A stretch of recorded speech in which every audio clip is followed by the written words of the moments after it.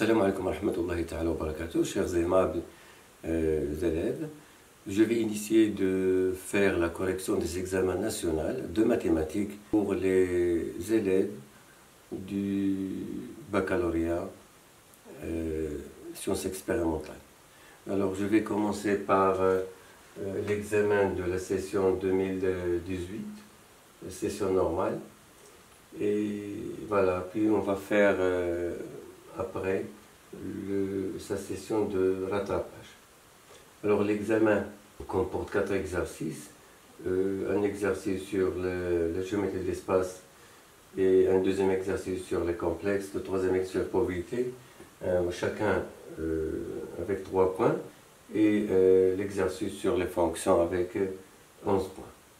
Avant de commencer la correction, je vais vous signaler que l'examen se fait en 3 heures, c'est-à-dire 180 minutes, avec un total de 20 points.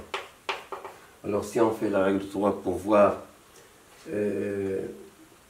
la durée d'une question avec un point, voilà, donc je vais essayer de correspondre x à un point. Donc x va être égal à 180 divisé par 20, c'est-à-dire 9 minutes. Bon, cela veut dire que pour une question d'un point, il fallait la faire au maximum en 9 minutes. Mais vous allez voir, parfois il y a des questions qu'on peut les faire avec moins de cette durée. Donc ça veut dire qu'on peut récupérer du temps pour des questions qui sont un peu plus difficiles, ça veut dire avec un degré de difficulté plus élevé. Voilà, donc on commence notre sujet avec l'exercice sur les géométries de l'espace.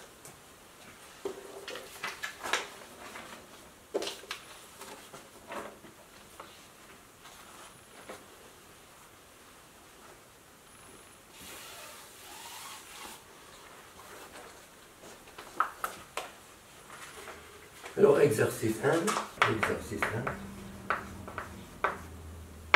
géométrie dans l'espace.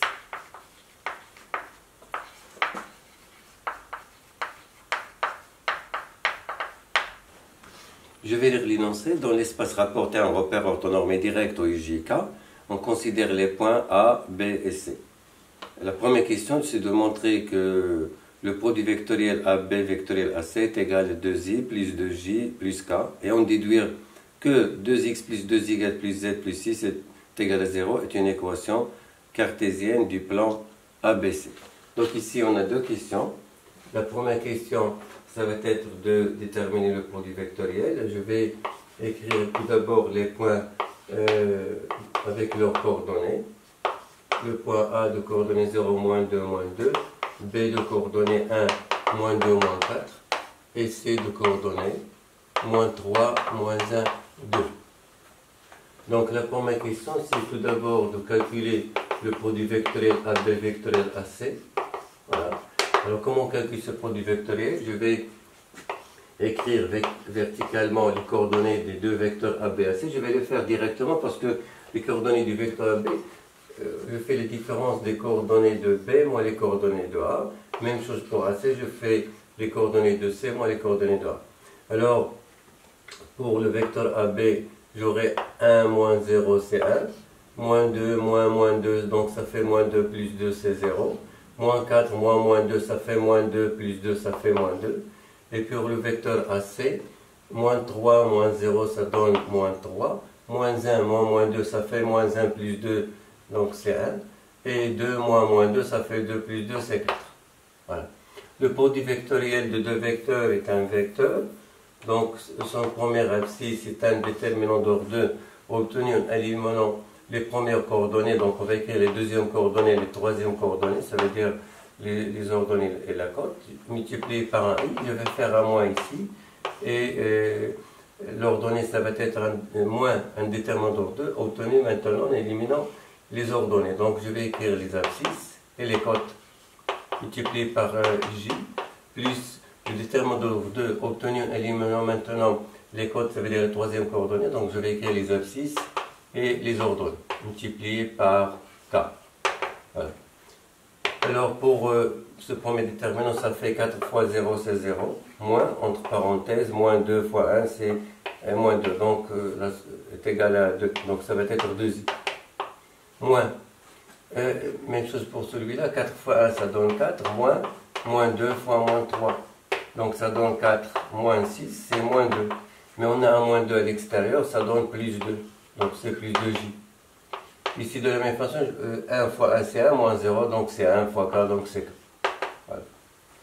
Donc les coordonnées du vecteur AB vectoriel AC, c'est le vecteur 2i plus 2j plus k. Le deuxième point, c'est de déterminer l'équation du plan ABC. Voilà, alors on va essayer d'exploiter ce produit vecteur qu'on vient de calculer. Alors pour un plan passant par les points ABC, bien défini par les points ABC, alors le produit vectoriel de ces deux vecteurs, par définition, c'est un vecteur qui est à la fois perpendiculaire à AB, perpendiculaire à AC, donc ça veut dire qu'il est perpendiculaire au plan défini par les points ABC. Je vais noter ce vecteur petit n, et ce vecteur on l'appelle le vecteur normal au plan, parce que cette direction elle est perpendiculaire au plan. Donc je vais dire que le vecteur n qui est égal à AB vectoriel AC est un vecteur normal. C'est un vecteur normal au plan ABC. Voilà. Donc, l'équation de ABC s'écrit et de la forme. L'équation d'un plan s'écrit sous la forme AX plus BY plus CZ plus D est égal à 0. Alors, on démontre que ABC sont les coordonnées du vecteur normal, donc avec A est égal à l'abscisse de N, c'est-à-dire 2, et le B c'est l'ordonnée de N, c'est-à-dire 2, et C c'est la cote, ça veut dire la troisième coordonnée, c'est 1. Voilà. Bon, ça veut dire que connaissant le vecteur normal, nous donne les trois coefficients de l'équation du plan, ça veut dire ABC. Donc reste déterminé. Donc ça veut dire que l'équation va devenir de la forme 2x plus 2y plus z plus d est égal à 0. Et pour déterminer d, on va essayer de traduire le fait que le plan contient voilà, un de ces points A, B ou C. Bon, réciproquement, je vais traduire le fait, par exemple, que le point A de coordonnées 0, moins 2, il appartient au plan ABC. Donc, ça veut dire que ces coordonnées, il doit vérifier l'équation. Donc, je vais remplacer x par 0, je vais remplacer y par moins 2, je vais remplacer z par moins 2, plus d est égal à 0. Donc, je vais obtenir 0, moins 4, moins 2, donc ça fait moins 6, plus d est égal à 0, ce qui me donne la valeur de d qui est égale à 6. Donc je vais en déduire que l'équation du plan ABC va s'écrire sur la forme de 2x plus 2y plus z plus 6 est égal à 0. Voilà. Bon, on peut signaler une deuxième méthode si vous voulez, une deuxième méthode. Alors du moment que le vecteur n c'est un vecteur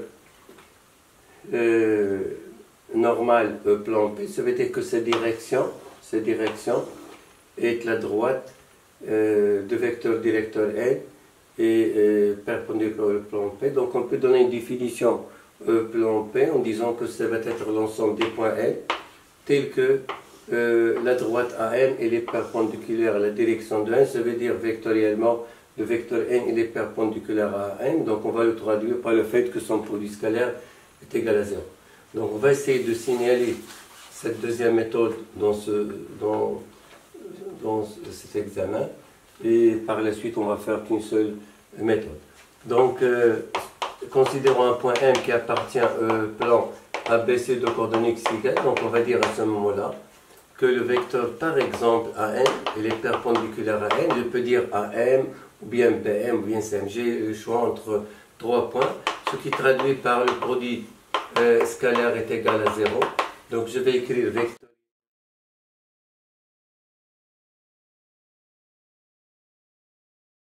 Les coordonnées de AM vont être les coordonnées de M moins les coordonnées de A. Donc ça veut dire x, y, z moins les coordonnées de A, 0, moins 2, moins 2. Ça donne x moins 0, c'est x. Et puis y moins 2, c'est plus 2. Puis z moins 2, c'est plus 2. Les coordonnées de n sont 2, 2, 1. Voilà. Donc le produit scalaire, son expression analytique consiste à multiplier l'abscisse par l'abscisse, l'ordonnée par l'ordonnée et la cote par la cote. Voilà. Alors on obtient ce moment-là 2x plus 2y plus 4 plus z plus 2 est égal à 0, ce qui nous donne 2x plus 2y plus z plus 6 est égal à 0. Voilà le même résultat. Deuxième question, on considère la sphère S dont une équation est x carré plus y4 carré plus z carré moins 2x moins 2z moins 23 est égal à 0. Vérifiez que la sphère S a pour centre oméga de coordonnées 1, 0, 1 et de rayon R est égal à 6. Donc, je vais écrire l'équation de la sphère x carré plus y4 carré plus z carré moins 2x moins 2z moins 23 est égal à 0. Et pour déterminer les coordonnées de son centre et le rayon, qu'est-ce qu'il fallait faire? Il faut écrire l'équation réduite de la sphère. Pourquoi? Parce qu'on peut lire les coordonnées de son centre et le rayon. Voilà. C'est l'équation de la forme x moins a au carré plus y moins b au carré plus z moins c au carré est égal à r carré. Donc on dit bien, ici les coordonnées du centre oméga sont les valeurs ABC et ça c'est le rayon. Donc ça veut dire, dans l'expression réduite du cercle, on peut facilement lire 4 valeurs qui me donnent les coordonnées de oméga et le rayon. Et pour partir de l'équation cartésienne à l'équation réduite, on va essayer de faire un tout petit rappel qui va nous aider de passer de l'expression développée à l'expression écrite sous forme des identités remarquables. Donc ça veut dire que quand on a un carré plus un nombre multiplié par x, ça veut dire que c'est le débit d'une identité remarquable, parce qu'une identité remarquable est composée par deux carrés et un double produit. Si on a un terme de cette façon-là, je peux par exemple considérer le premier élément c'est x, et le deuxième ça va être la moitié de a sur 2 au carré. Pourquoi? Parce que quand on développe ce produit-là, on trouve x carré, le voilà.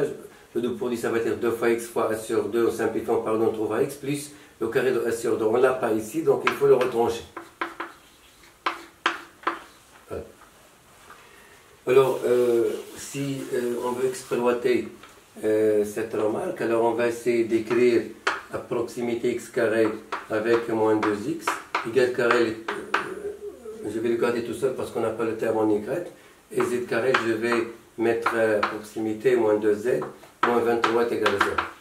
Donc je vais utiliser ce rappel-là, on considère qu'en grand A c'est moins 2, donc ça veut dire x carré moins 2x va s'écrire sous la forme de x plus a sur 2, ça veut dire la moitié de moins 2c moins a au carré.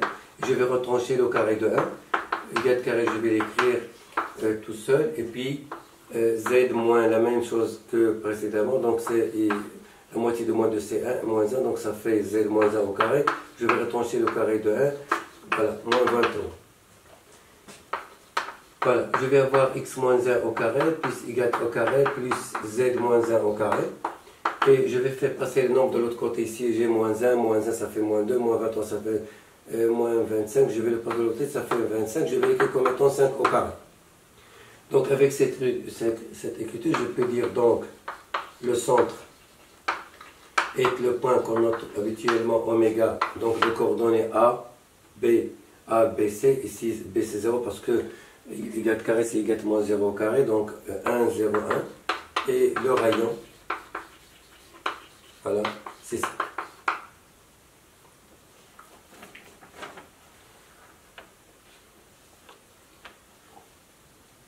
troisième question, on a deux petites questions. La première question, c'est de vérifier que le système formé par trois écritures x est égal à 1 plus 2t, y est égal à 2t, z est égal à 1 plus t, avec tes partenaires qui ont représentation paramétrique de la droite delta passant par le point oméga et orthogonal au plan ABC. Donc ici, on a comme donné une droite notée delta qui passe par le centre de la sphère par oméga et orthogonale, ça veut dire perpendiculaire au plan ABC. Voilà.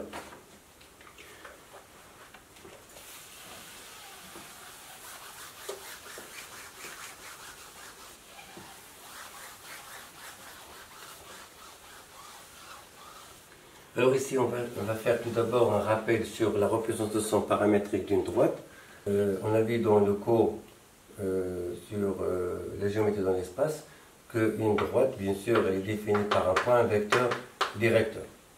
Donc la représentation paramétrique, c'est une expression dans laquelle on exprime les coordonnées d'un point qui appartient à la droite en fonction des coordonnées d'un point qui appartient à la droite delta et les coordonnées du vecteur directeur. Donc si les coordonnées du point A sont x0 égale 0, z0 et les coordonnées de u sont alpha, bêta, gamma, donc on peut écrire directement l'expression paramétrique de delta en disant que x est égal à x0 plus alpha t, y est égal 0 plus bêta t et z est égal à z0 plus gamma t avec t appartenant.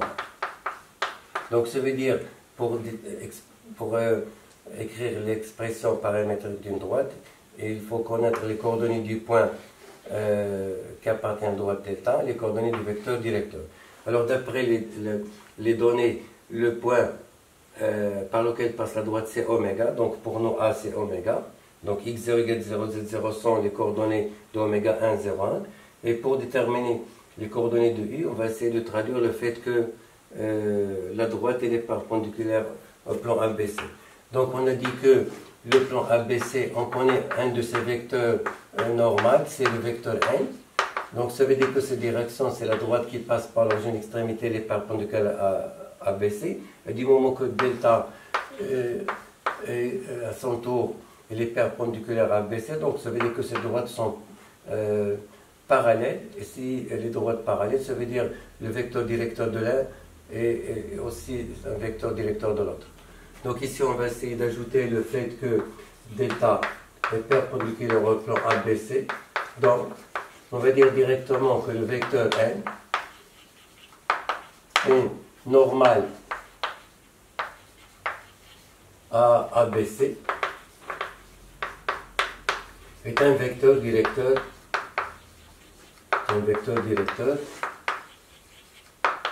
de delta.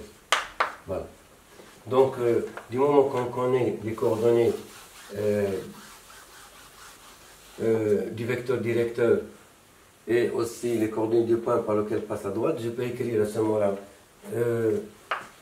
la représentation paramétrique dans la représentation paramétrique de delta et donc il s'écrit sur la forme. Je vais écrire l'expression générale tout d'abord.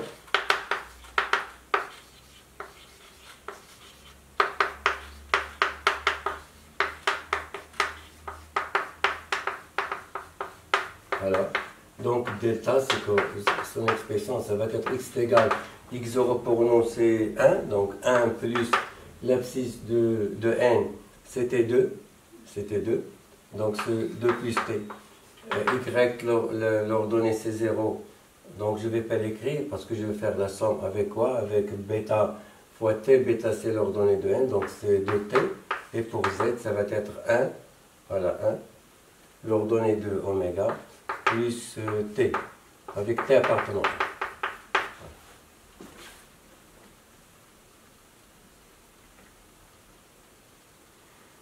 Voilà, la deuxième question dans la même question, petit b, déterminer les coordonnées de h, point d'intersection de la droite delta et du plan ABC. Alors h, point d'intersection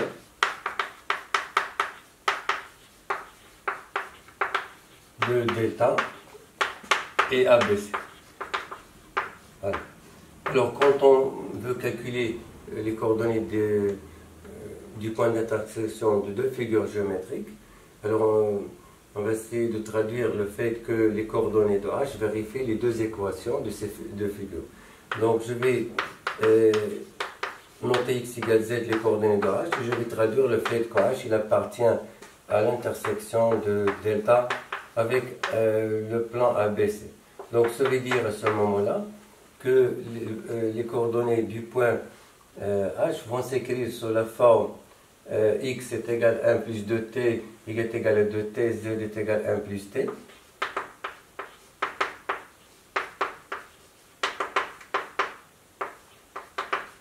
Et il appartient aussi au plan ABC, ça veut dire que ces coordonnées vérifient l'équation du plan ABC, 2x plus 2y plus z plus 6 égale à z. Ici on a un système avec 4 équations et 4 inconnues x égale z et t. T c'est une inconnue intermédiaire parce que les inconnues principales sont x égale z. Donc pour déterminer x égale z, on va déterminer t. Pour déterminer t, on va essayer de porter ces expressions dans l'équation du plan. Donc je vais remplacer x par 1 plus 2 de t, je vais remplacer y par 2t, et puis z par 1 plus t plus 6 égale à 0. Donc je vais avoir ici une petite équation de premier degré, et je vais développer ce produit. 2 fois 1 plus 2 fois 2t, ça fait 4t, plus 4t plus t, ça donne 9t. Et pour les coefficients, je vais voir ici 2, plus 1, ça fait 3, plus 6, ça fait 9. Je vais passer de l'autre côté, ça devient moins 9. Donc t est égal à moins 1. À ce moment-là, je vais remplacer t par moins 1 pour obtenir x. Ça va être 1 moins 2, c'est moins 1. Et y c'est 2 fois t, donc c'est 2 fois moins 1, ça donne moins 2. Et z est égal à 1 plus t, ça veut dire 1 moins, ça donne 0.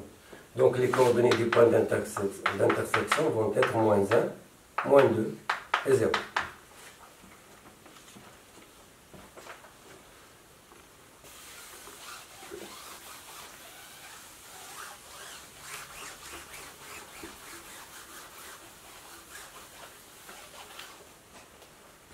La dernière question, voilà, quatrièmement, vérifier que la distance entre oméga et le plan ABC est égale à 3, puis montrer que le plan ABC coupe la sphère S selon un cercle de rayon A4, dont on déterminera le centre. C'est une question sur la position relative d'un plan et une sphère. Je vais essayer de rappeler ce résultat. Quand on a une sphère de centre oméga et de rayon R, et quand on a un plan ABC, alors il y a trois résultats au niveau de la position relative. Si la distance entre oméga et le plan est plus grand que le rayon, donc ça veut dire que le plan ne coupe pas la sphère. Si la distance oméga et le plan est égale au rayon, à ce moment-là, le plan il coupe la sphère en un seul point, et on dit que le plan c'est le plan tangent. Et si la distance entre oméga et le plan est plus petit que R, à ce moment-là, le plan il coupe la sphère selon un cercle de centre que je vais noter H et de rayon petit r. Et pour déterminer petit r, bien sûr, d'après la nature de ce triangle qui va être un triangle rectangle au point H, parce que H c'est la projection orthogonale de oméga dans ce plan ABC. Donc ce qui fait, il y a ici un angle droit, donc je peux utiliser ici Pythagore. Pourquoi? Parce que cette distance c'est la distance qu'on va calculer entre oméga et le plan ABC, et ça c'est le rayon de la sphère, et ça c'est le rayon du cercle, donc on aura une relation entre petit r, grand R et petit d. Voilà.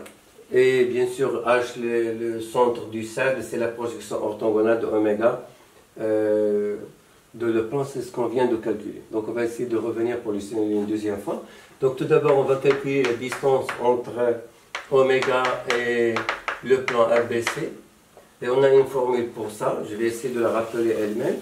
Alors quand on a par exemple un point de coordonnées x0 égale 0, z0, et quand on a un plan d'équation cartésienne ax plus by plus z plus d est égal à 0. Alors comment on calcule la distance entre ce point et ce plan? Voilà, on a une formule préparée. On met ici valeur absolue sur la racine. Valeur absolue de quoi? On essaie d'écrire cette équation-là du plan, la partie gauche bien sûr de l'équation. Et je vais remplacer x égale z par les coordonnées du point A. x0 je vais le remplacer ici, égale 0 je vais le remplacer ici, et z0 je vais le remplacer ici.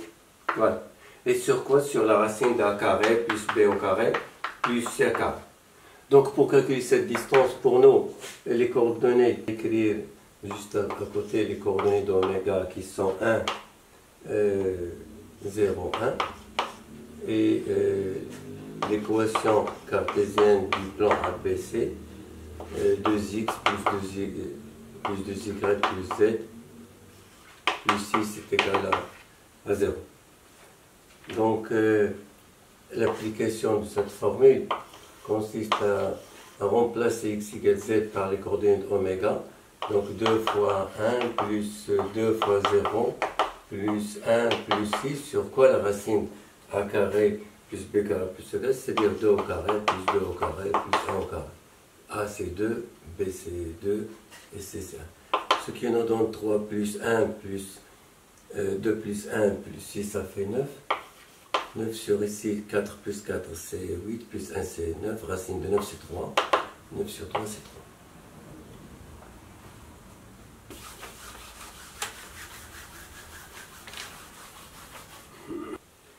La deuxième question, c'est de montrer que le plan ABC coupe la sphère S selon un cercle de rayon 4, dont on déterminera le centre.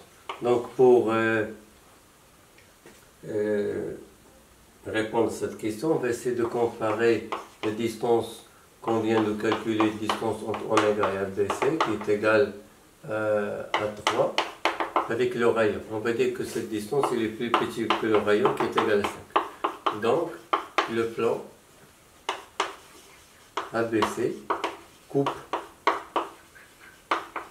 S selon un cercle que je vais noter C. Alors de centre, la projection orthogonale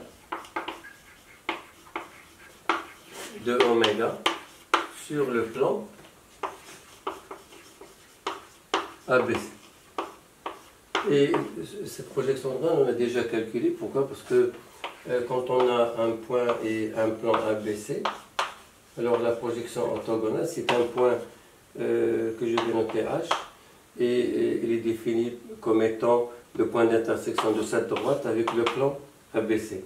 Et cette droite, c'est une droite qui passe par oméga et perpendiculaire au plan ABC. C'est exactement la droite delta qu'on a dans l'exercice. Donc ce qui fait le point d'intersection, c'est H. Donc ça va être le centre du cercle C. Donc c'est-à-dire le point H. Et de rayon petit r tel que, qui vérifie une relation avec R et D. On a dit que le cercle il a un rayon R, et ça c'est la distance entre oméga et le plan ABC, ça c'est le rayon de la sphère. Donc on a ici un angle droit. Donc ce qui fait, d'après Pythagore, on va avoir R carré plus D carré est égal à grand R au carré.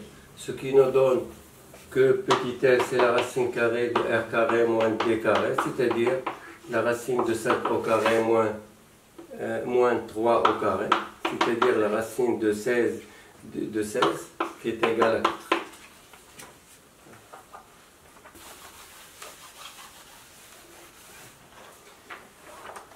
Voilà, maintenant on va passer au deuxième exercice, c'est sur les complexes, exercice numéro 2. Les complexes avec 3 points. Ici on a 3 questions. La première question c'est de résoudre une équation de deuxième degré. Donc question 1, résolution de l'équation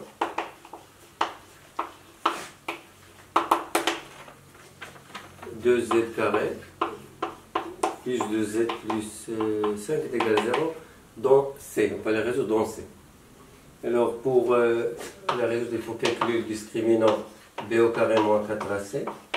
Alors b c'est 2, donc ça fait 2 au carré moins 4 fois a qui est égal à 2 fois c qui est égal à 5. Donc ça fait 4 moins 4 fois 2c 8 fois 5c 40, donc moins 40, ça fait moins 36. Il est négatif. On peut l'écrire comme étant 1 carré, 36 fois moins 1, et moins 1 c'est i au carré, donc ça fait 36 fois i au carré, donc ce qui nous donne 6i plutôt au carré. Alors quand on écrit delta comme étant 1 carré, on va dire à ce moment-là que les racines carrées de delta sont, il y en a deux, quand delta est non nul, il y a 6i et son opposé.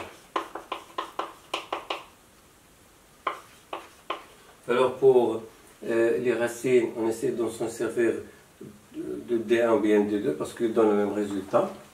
Donc on va dire que delta est non nul, donc l'équation a deux racines qui sont distinctes d'une part, d'autre part elles sont conjugables parce que les coefficients de l'équation sont réels, donc les deux racines sont conjuguées. Alors la première racine c'est Z1, c'est moins B plus D1 sur 2A, c'est-à-dire moins 2 plus 6i divisé par 2 fois 2, ça fait 4, donc ça fait moins 2 plus 6i sur 4. Alors on va partager ce quotient en 2, c'est moins 2 sur 4, ça fait moins 1 demi, plus 6 sur 4, donc c'est 3 demi. Voilà. La deuxième racine Z2, c'est moins B moins D1 sur 2A.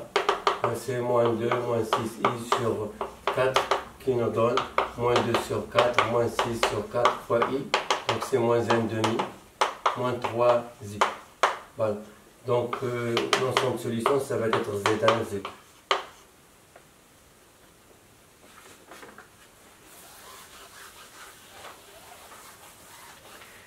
La deuxième question, dans le plan complexe rapporté à un repère orthonormé direct OUV, on considère la rotation R de centraux et d'angle 2π sur 3.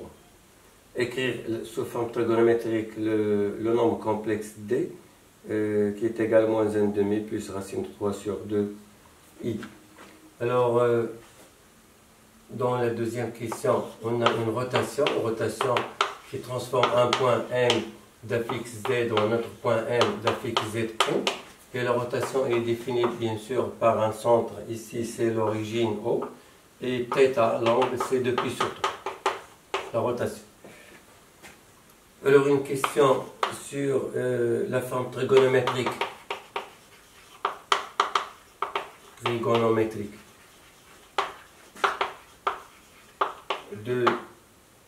nombre complexe D qui est égal à moins 1 demi plus racine de 3 sur 2.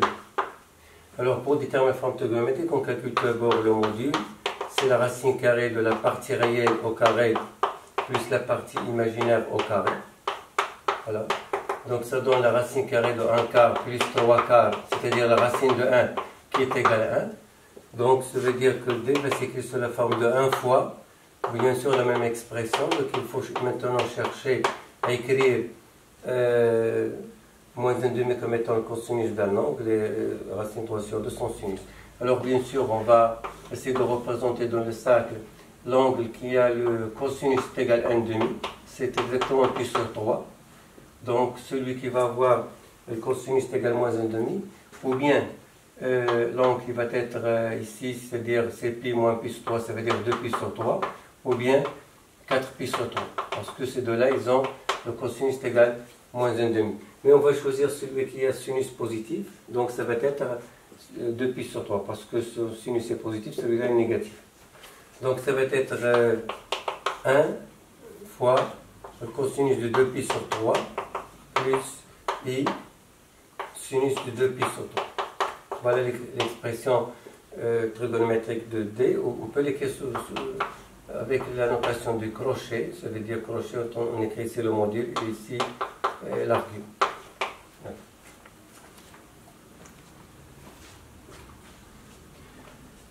question petit b, on considère le point A de fixe petit a qui est égal à moins 1,5 plus 3 sur 2i. Voilà. Et le point B image du point A par la rotation R. Ça veut dire que l'image de A, c'est B. Voilà. Soit petit b la fixe du point B, montrer que, bon, avec B, son affixe c'est petit b. La fixe du point A c'est petit a, la fixe du point B c'est petit b. Alors la question c'est de montrer, donc montrons que B est égal à D fois.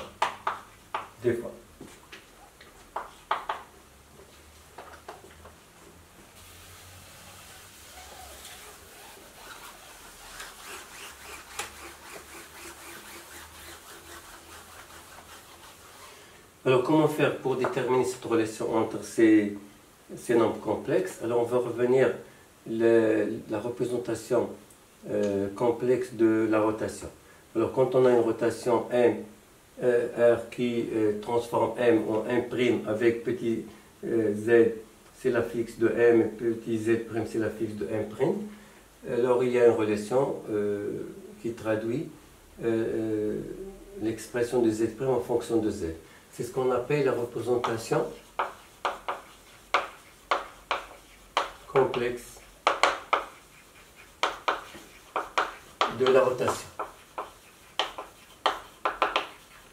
Grand R. Alors dans le cours R, on écrit que son centre c'est oméga. Et ici pour nous le centre c'est CO, donc oméga CO. Et θ pour nous c'est 2π sur 3. Donc l'expression c'est z' moins oméga est égal à exponentielle iθ multiplié par z moins oméga. Donc oméga, bien sûr, c'est la fixe de oméga, donc ça va être ici 0. Voilà. Parce que les coordonnées du point sont 0, 0, donc son affixe c'est bien sûr le nombre complexe nu. Donc ça va s'écrire sous la forme de z' est égal à exponentielle i 2π sur 3. Voilà, fois z. Et exponentielle de 2π sur 3. Bien sûr, d'après ce qu'on a fait dans le petit a, ça veut dire on a déterminé la forme trigonométrique de D et le module C1 et l'argument c'est 2π sur 3. Si on veut écrire la forme complexe, ça va s'écrire sur la forme exponentielle i 2π sur 3. Donc pour nous, exponentielle i 2π sur 3, c'est exactement le nombre d. Donc on peut déduire à ce moment-là que z' est égal à d fois z. Voilà, voilà l'expression, la représentation complexe de la rotation R. Bon, ça veut dire quoi? Ça veut dire, si je veux par exemple déterminer l'image d'un point par une rotation, il suffit de voir voilà, la relation entre leurs affixes. Donc l'affixe de l'image, c'est z' est égal à d multiplié par l'affixe du point M. Donc ici pour nous, on a R de A, CB, ça veut dire que l'image de A par la rotation CB. Bon, ça veut dire à ce moment-là, voilà, alors je vais remplacer Z' par l'affixe de B, c'est-à-dire petit b, et je vais remplacer Z par l'affixe de A, c'est petit a, donc on trouve la relation demandée. Numéro 3. Soit T la translation de vecteur OA et c'est l'image de B par la translation T et c'est petit c la fixe de grand C. Donc pour nous la translation elle est définie par un vecteur OA et transforme un point M d'affixe Z vers un point M' d'affixe Z'. Ici de la même façon on a une représentation paramétrique de la translation. Alors la représentation complexe de la translation T de vecteur I qui est égal à OA, voilà, et est définie par la relation suivante, Z' est égal à Z plus l'affixe de I. Alors l'affixe de I c'est celui de A, moins la fixe de haut, ça veut dire la fixe de A, donc c'est petit a.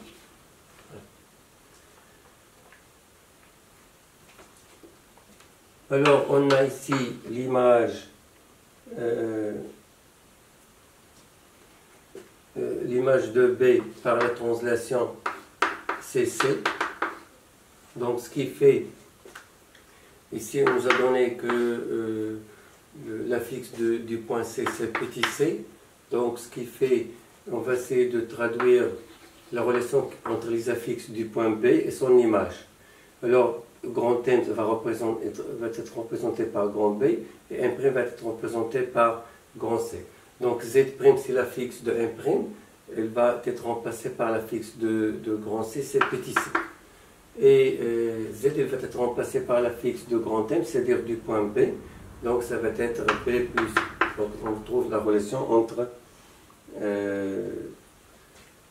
A, B et C. Ça, c'est la première question. Ici, dans la troisième question, on a deux questions. Petit a, tout d'abord, c'est de vérifier que C est égal à B plus 1, on vient de le faire. On déduit que C est égal à fois 1/2 plus racine de 3 sur 2i. Voilà. Alors, dans la question, on a deux questions. On a la question d'exprimer C en fonction de B plus A. Et après, on va essayer d'exprimer C en fonction de A. Donc, on va dire qu'on a d'une part C est égal à B plus A, et d'autre part, on va remplacer B par D fois A. Donc on va obtenir à ce moment-là C est égal à D fois A plus A. Donc on va mettre A en facteur, on va trouver que D est égal à, que C est égal à A multiplié par D plus A. Bon, c'est-à-dire que C est égal à A multiplié par, alors D plus 1, D c'était moins 1/2, et plus racine de 3 sur 2i, alors plus 1, alors 1 avec moins 1/2, ça va nous donner 1/2, plus racine de 3 sur 2 fois i. Voilà. On va passer maintenant à la dernière question. Petit b de la troisième question. Déterminer argument de C sur A, puis on déduire que le triangle OAC est équilatéral. Donc ici on a deux questions. On a tout d'abord calcul de l'argument de C sur A, et puis on va déterminer la nature du triangle OAC, et ça va être un triangle équilatéral. Alors qu'est-ce qu'on va faire? On va étudier cette relation. Voilà, donc on va dire qu'on a C est égal à A multiplié par 1/2 plus racine de 3 sur 2i. Alors, à ce moment-là, C sur A, elle est égale à 1/2 plus racine de 3 sur 2i. Alors, on va essayer de déterminer l'expression trigonométrique de son nombre complexe. Alors, si on calcule le module comme ce qu'on a fait pour D, on va trouver 1. Donc, ça veut dire que C sur A, son module c'est 1, et son argument, je vais remplacer 1/2 par cosinus de pi sur 3 et racine 3 sur 2 par son sinus.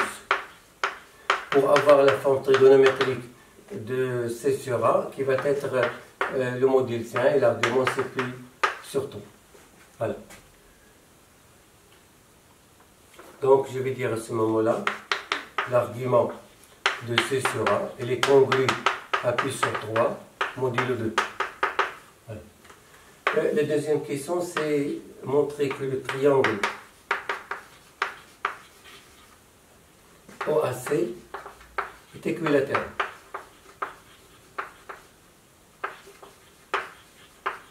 Voilà. Alors qu'est-ce qu'on va faire? On va essayer de revenir à la forme trigonométrique de C sur A. On va essayer de traduire deux choses. Tout d'abord, on a le module de C sur A est égal à 1, d'où le module de C sur le module de A est égal à 1. On va l'écrire sur la forme module de C est égal au module de A. Voilà.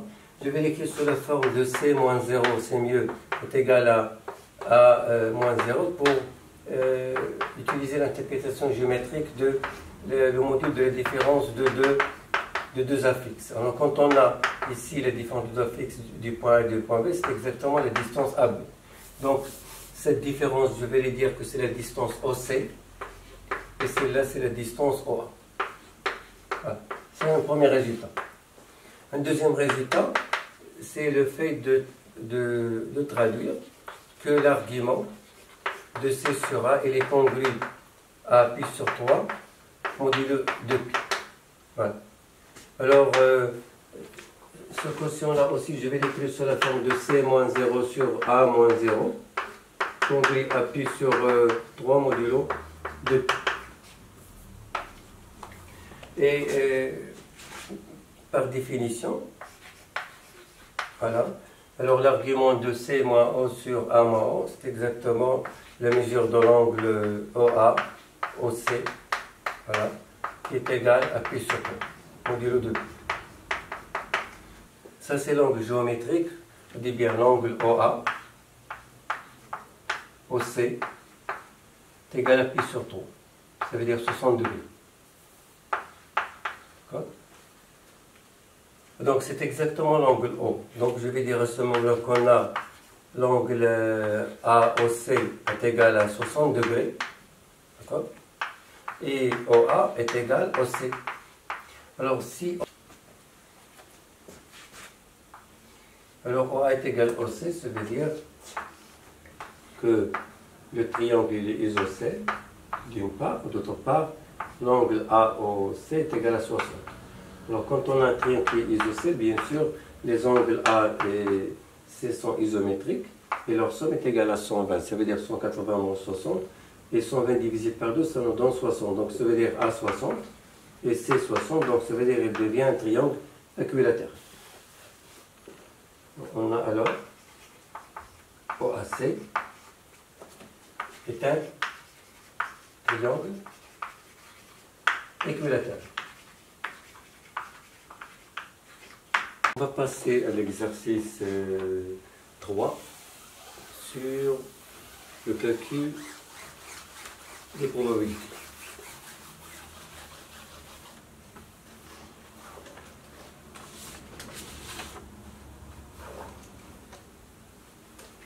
Exercice 3, probabilité. 3 points. Je vais lire l'énoncé de l'exercice. Une urne contient 9 boules indiscernables au toucher, 5 boules rouges portant les nombres 1, 1, 2, 2, 2, et 4 boules blanches portent les nombres 1, 2, 2, 2. On considère l'expérience suivante. On tire au hasard et simultanément 3 boules de l'urne, soit les événements suivants. A. Les 3 boules tirées sont de même couleur. B. Les 3 boules tirées portent le même nombre. C. Les 3 boules tirées sont de même couleur et portent le même nombre. Première question.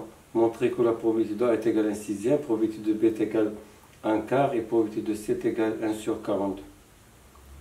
Voilà, donc on va résumer l'énoncé de la façon suivante. On va dessiner une urne dans laquelle on va mettre le contenu des boules. Ici on a deux caractères, caractère couleur et caractère nombre portés sur les boules. Donc on a 5 boules rouges, je vais les noter comme ça, 5R, et je vais écrire leur nombre. On a ici deux boules qui portent le numéro 1 et 3 boules qui portent le numéro 2.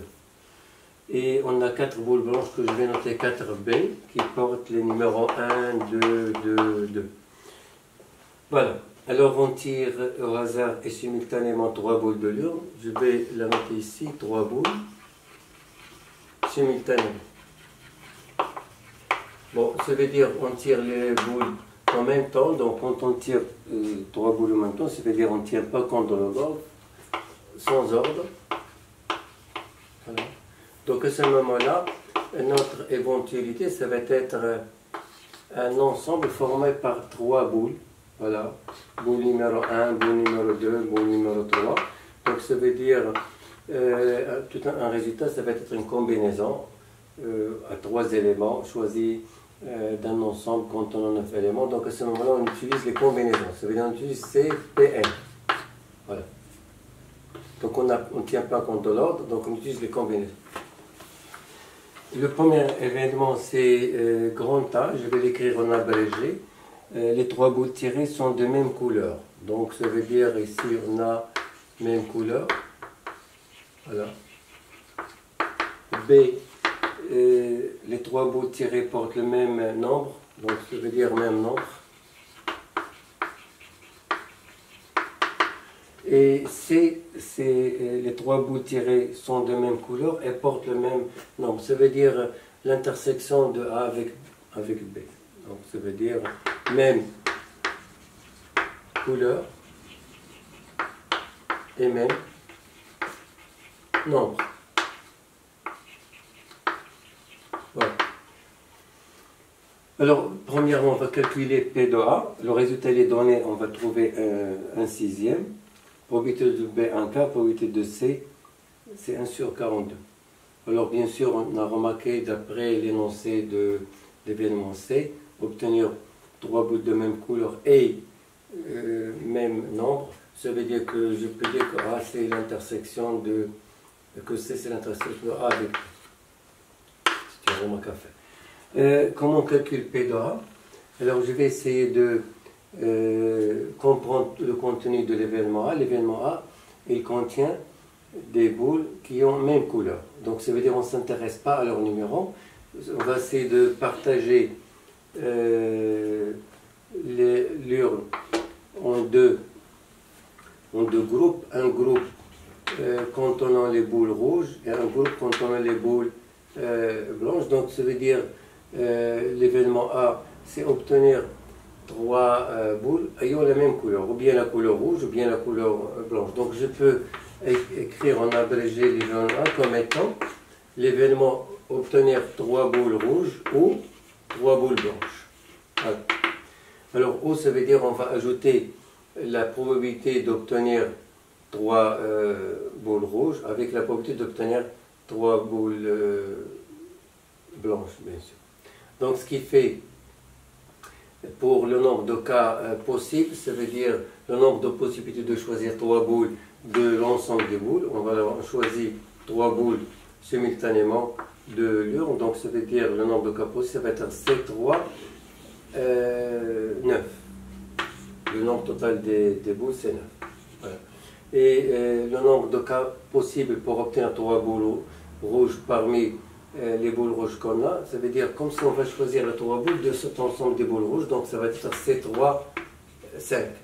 Je vais ajouter le nombre de choix pour obtenir trois boules blanches, donc le nombre de boules blanches obtenues parmi les quatre, ça va être C3, 4.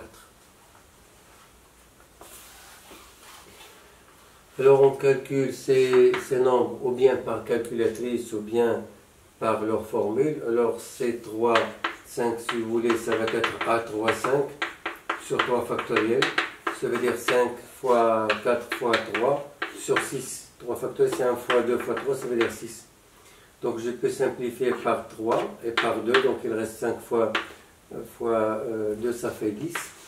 Plus C3, 4. De la même façon, c'est A3, 4 sur 3 factoriel, ça va être 4 fois 3 fois 2 fois 1 sur 3 factoriel, 3 fois 2 fois 1, ça donne 4. Alors C3, 9, c'est A3, 9 sur 3 factoriel, donc ça donne 9. Ça c'est l'arrangement 3, 9, ça veut dire le produit des éléments qui précèdent 9 en nombre de 3. Donc 9 fois 8 fois 7 sur 1 fois 2 fois 3. Donc je simplifie par 3, le reste c'est un 3, par 2, le reste c'est un 4. 4 fois 3, ça fait 12 fois 7, ça donne 84. Donc on trouve ici 14 sur 84. Je simplifie par le résultat en l'air, ça veut dire qu'il faut trouver un sixième. Donc 6 fois 14, ça donne 84. Donc ça veut dire un sixième. Voilà. Et bien sûr, pour ceux qui veulent calculer ces PN, alors en utilisant calculatrice, il faut suivre les étapes suivantes. On écrit N tout d'abord, les éléments de la valeur de N, puis on tape sur une touche NCR, puis on écrit le nombre P, puis on tape sur l'égalité, on trouve le résultat. Donc pour calculer par exemple 7, 3, 5, il faut écrire 5 tout d'abord. Il faut taper sur la touche NCR. Et puis il faut écrire l'élément 3. Et puis l'égalité, vous allez trouver la valeur 10. Même chose pour 7, 3, 4, etc.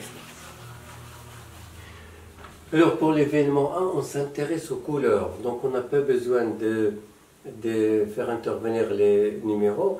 Alors que pour B, c'est le contraire. Ça veut dire qu'on va s'intéresser maintenant aux numéros portés par les boules. Même nombre. Alors ça veut dire que notre U, on va essayer de la partager dans notre esprit en deux parties. Une partie contenant le numéro 1, donc on va dire qu'on a le numéro 1 3 fois. Voilà. Et l'autre partie, on va mettre les boules portant le numéro 2, on a au total 6. Voilà. Alors ici, on s'intéresse aux numéros, on n'a pas besoin de faire intervenir leur couleur. Donc ce qui fait pour déterminer la probabilité de B, alors on va dire que c'est l'événement obtenir 3 fois le numéro 1 ou obtenir 3 fois le numéro 2. Voilà. Alors pour le nombre de cas possibles, c'est toujours la même chose, 7, 3, 9. Mais le nombre de cas possibles de tirer 3 boules portant le numéro 1, alors comme si on tire 3 boules d'un ensemble plus restreint, ça veut dire contenant que 3 éléments. Donc combien y a-t-il de possibilités de choisir 3 éléments parmi 3? C'est 7, 3, 3. Et combien y a-t-il de possibilités pour choisir maintenant 3 éléments d'un ensemble ayant 6 éléments? Ça veut dire contenant les boules portant le numéro 2, ça va être 7, 3, 6. Donc on va ajouter le nombre de possibilités d'obtenir 3 boules portant le numéro 1 avec le nombre de possibilités d'obtenir des boules portant le numéro 2. Alors C3, 3, c'est 1. Et pour l'autre, ça va être 6 fois 5 fois 4 divisé par 3 factoriel 6, donc ça fait 20. Donc c'est 21 sur 84, ça fait 21 sur 84 et ça donne un quart. Voilà. Parce que 4 fois 21, ça donne 84. Voilà. L'événement C, c'est leur intersection. Mais ici, bien sûr, on ne peut pas utiliser la formule de l'indépendance parce que les événements sont dépendants. Parce que quand on choisit une boule d'une couleur, ça veut dire, voilà, il peut porter le numéro 1 que le numéro 2. Alors, pour C, on va essayer de le comprendre de la façon suivante. Ça veut dire, on va essayer de traduire le fait que les 3 boules tirées, d'une part, ils portent la même couleur, d'autre part, le même numéro. Donc, si on regarde les couleurs rouges, on n'a que la possibilité d'obtenir 3 boules portant le numéro 2, parce que le numéro 1, on n'a pas 3 boules rouges qui portent le numéro 1. Et de la même façon pour B. Pour B, alors si les 3 boules sont blanches, alors la seule possibilité c'est d'obtenir voilà, le numéro 2. Donc je vais essayer de donner une notation à C en disant que C c'est l'événement obtenir 3 boules blanches qui portent le numéro 2, voilà, ou 3 boules rouges qui portent le numéro 2. Voilà. Alors regardez bien qu'est-ce que je vais faire maintenant. Je vais essayer de partager le contenu de l'heure dans mon esprit en 4 groupes. Ça veut dire que je vais mettre ici les boules rouges qui portent le numéro 2, les boules rouges qui portent le numéro 1, les boules blanches qui portent le numéro 1 et les boules blanches qui portent le numéro 2. Voilà. Et je vais, pour déterminer le nombre de cas possible d'obtenir 3 boules blanches qui portent le numéro 2, je vais essayer de choisir 3 boules de cet ensemble-là. D'accord? Donc ça veut dire, à ce moment-là, je vais choisir 3 éléments parmi 3. Je vais ajouter le nombre de possibilités de choisir 3 boules rouges qui portent le numéro 2. Ça veut dire que je vais choisir de cet ensemble-là. Ça veut dire que j'ai 3 possibilités parmi 3, une deuxième fois. Sur ces 3, 9. Ces 3, 3, c'est 1. Ça c'est 1 aussi parce qu'on a une formule qui dit que c'est 1, c'est toujours 1. 2 sur 84. 1 plus 1 sur 84, donc c'est 2 sur 84, ça donne 1 sur 41.